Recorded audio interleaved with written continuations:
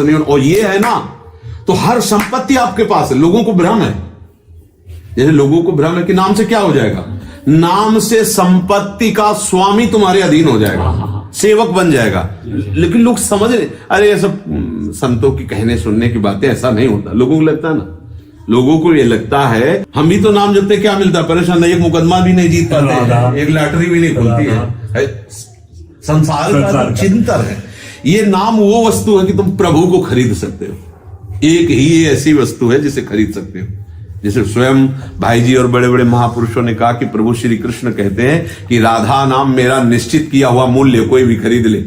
राधा नाम जप करके कोई भी मुझे प्रभु खरीद गए, अनंत ब्रह्मांडों के स्वामी। तो ये संपत्ति तो हो ही गई ना हमारी। अपार संपत्ति छुपी हुई इसी नाम में, लोग समझते नहीं। अगर केवल चतुराई से संपत्ति मिलती है तो तुम हमसे ज्यादा चतुराई कर रहे हो, और करते करते पूरा जीवन व्यतीत हो जाए, क्यों नहीं संपत्तिवान बन जाते। अगर ये लोगों को लगता है कि चतुराई से ही होता है तो तुम कम चतुर हो क्या? आप विचार करके देखो, अगर तुम्हें कोई बेवकूफ कहे तो स्वीकार करोगे क्या? आप यही कहोगे 2 मिनट में तुम्हें बेच सकते, इतनी बुद्धि है। तो फिर आप वो संपत्ति क्यों नहीं ले लेते यदि चतुराई से ही आती है तो? और राधा राधा राधा राधा राधा, पर यहां महत्व नहीं होगा ना।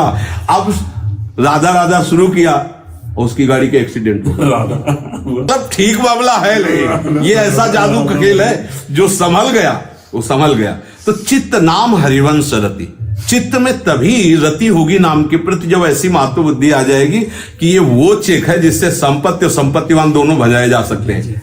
समझ में आ रहा है? प्रभु और प्रभु का संपूर्ण वैभव उसके अधीन होता है, जिस जो नाम का धनी होता है। देखो बड़े बड़े संतों के सामने प्रभु ऐसे खड़े भी हैं।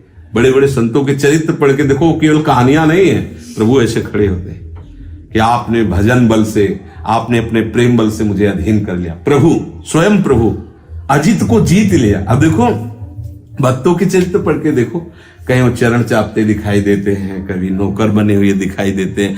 और अपने जीवन में भी देख लो, आप भी अपने सब जीवन में देख लो, कितने भजन करने वाले हो और कैसा प्रभु आपको दुलार कर रहे हैं। कैसा उनके दुलार को, बोले प्रभु क्या दुलार कर रहे हैं, अभी आपकी दोनों आंखें ले ले तो सोचो, थोड़ी देर की आपकी आंखें ना हो तो कैसा लगेगा। सोचो थोड़ी देर सोचो तो आपको कैसा लगे। प्रभु ने आपको आंखें दी, प्रभु ने आपको संपूर्ण स्वस्थ अंग दिए हैं। किस लिए दिए हैं? अपना काम बना लो।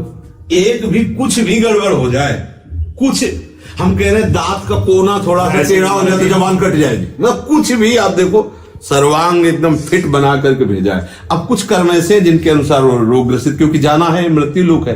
प्रभु की हमारे ऊपर बहुत कृपा है, बहुत दुलार है, पर हम समझ नहीं पा रहे। अगर हम नाम जप करें तो हमको ये बात समझ में आ जाएगी, प्रभु की हमारे ऊपर बहुत कृपा है। और सच्ची मानना नाम रूपी संपत्ति है तो त्रिकाल में तुमसे बड़ा कोई धनी नहीं है, जरूर दिखाई देगा। नरसिंह मेहता जी 8-10 वही बाबा जी बैठे मजीरा बजा रहे, उनके रिश्तेदार बड़े थे। तो अब ये था कि इतना गरीब आदमी यदि हमारे यहाँ आएगा बाबा जी तो बेइज्जती हो जाएगी ना। वहां जहाँ बड़े अच्छे अच्छे पोशाक पहने हुए वहां बाबा जी जाए, सब मांगने खाने वाले जैसे देते हुए लगेगा कौन है, बोले वो समधी है, रिश्तेदार है। अब तो बोले अब बिटिया घर में है और निमंत्रण नहीं देंगे तो उसको भी दुख लगेगा, तो निमंत्रण दे देते हैं, लेकिन वो आए ना ऐसी चाल चली जाए। तो बोले क्या किया है? बोले इतना लंबा पर्चा बना दो, बिटिया के घर निमंत्रण जा रहा तो वो लेकर वहां से आए, ऐसी वो आए, उनके पास कुछ नहीं, इतना बड़ा पर्चा। जब नरसिंह जी ने देखा तो ठाकुर जी के सामने रख दिया।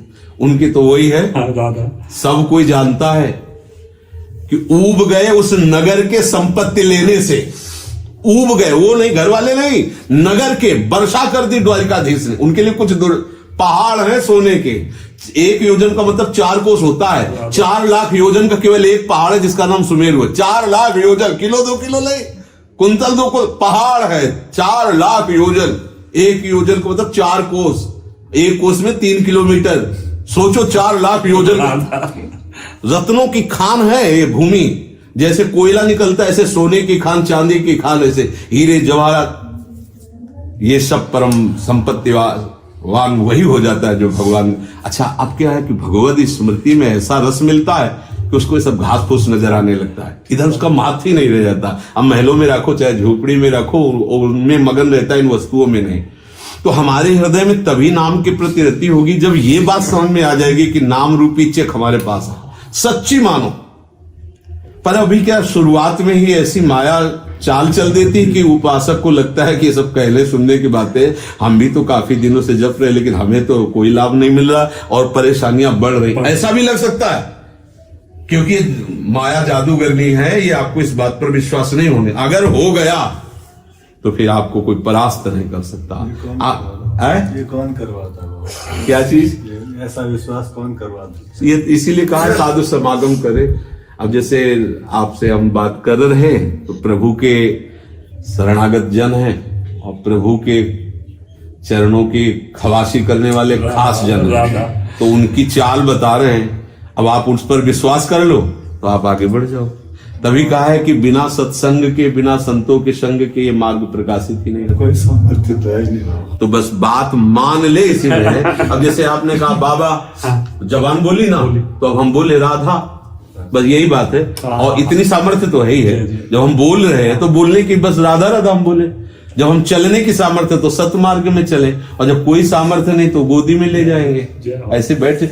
बिल्कुल हो जाने से ही ये बात बनती है। अब होने में जो परेशानी होती है वो मायाकृत रची हुई होती है, इसके लिए हमें चाहिए थोड़ा गाइड करने वाला। अगर सत्संग नहीं है तो फिर बात नहीं बनेगी, फिर तो ऐसी माया है कि आपको समझे में नहीं आएगा और लगेगा सब नाटक है यार, नौटंकी है, कुछ नहीं। हमने भी करके देखा है, सब करके कितने लोग ऐसे हैं जो कहते हम इतने वर्षों से ये सब कुछ नहीं, तुम्हारी समझ में नहीं आ रहा है, तुम्हें भ्रम पैदा हो गया। एक बार भी लिया हुआ राधा नाम तुम्हारा मंगल करके ही छोड़ेगा, तुम्हारा मंगल नहीं होने देगा। पर विश्वास तो चित्त नाम हरिवंश रति, मन सुमिरन हरि।